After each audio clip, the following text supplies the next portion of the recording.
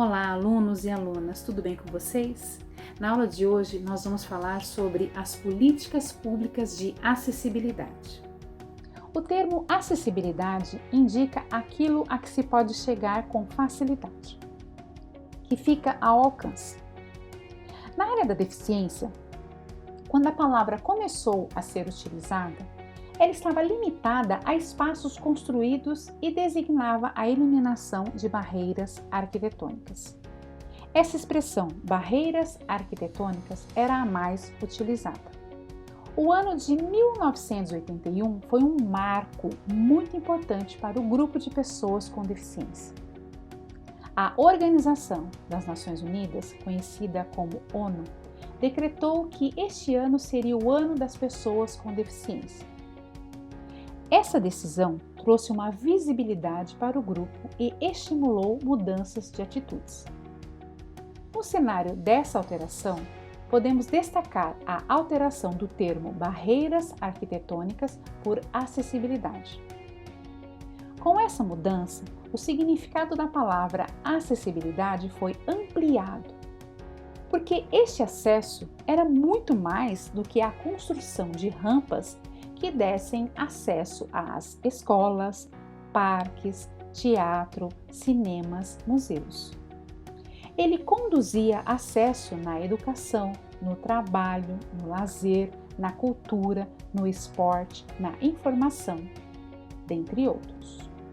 A Associação Brasileira de Normas Técnicas, conhecida como ABNT, é o órgão governamental responsável pela definição dos aspectos de acessibilidade que precisam ser observados nas edificações urbanas.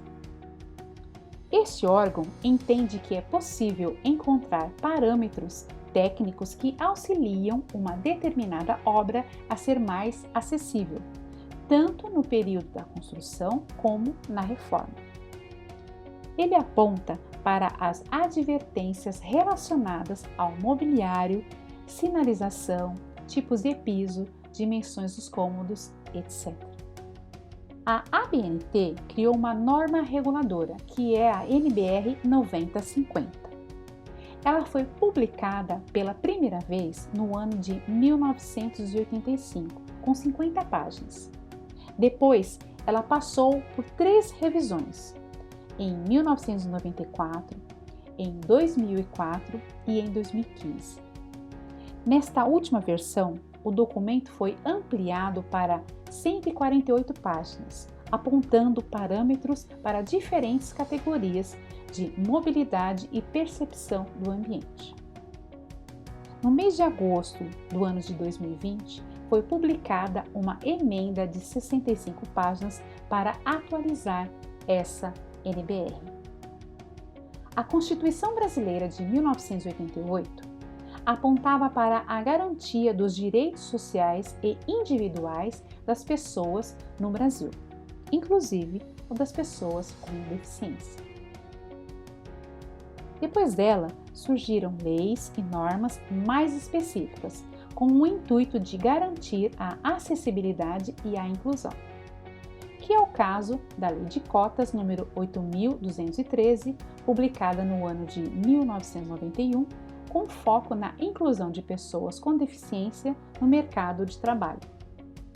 A Lei número 10.098, publicada no ano 2000, foi voltada totalmente para a acessibilidade. O Decreto 5.296, publicado no ano de 2004, reforçou os princípios de acessibilidade da Lei número 10.098 e colocou as normas técnicas da ABNT como padrão de acessibilidade que deveriam ser adotados. Atualmente, a Lei nº 13.146 de 2015, que é a Lei Brasileira de Inclusão, conhecida como LBI, é uma das leis mais completas sobre a acessibilidade no Brasil.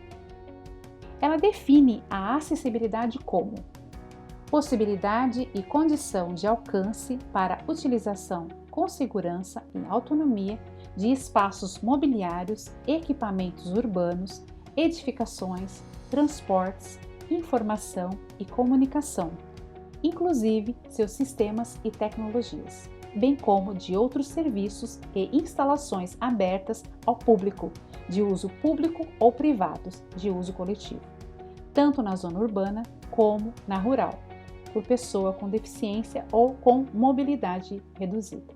Brasil 2015, artigo 3º, parágrafo 1.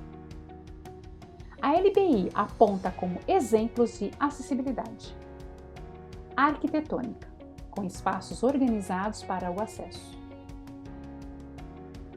placas sinalizadoras, com texto em braille e design inclusivo; mapa tátil, para apresentar os caminhos de determinado espaço para que as pessoas não tenham dificuldade na circulação. As informações devem estar presentes em braille e em alto relevo.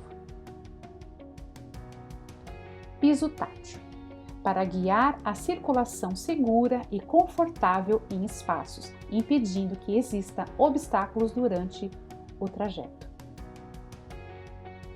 Calçadas regulares, que devem respeitar as normas de acessibilidade em locais adequados e em bom estado de conservação.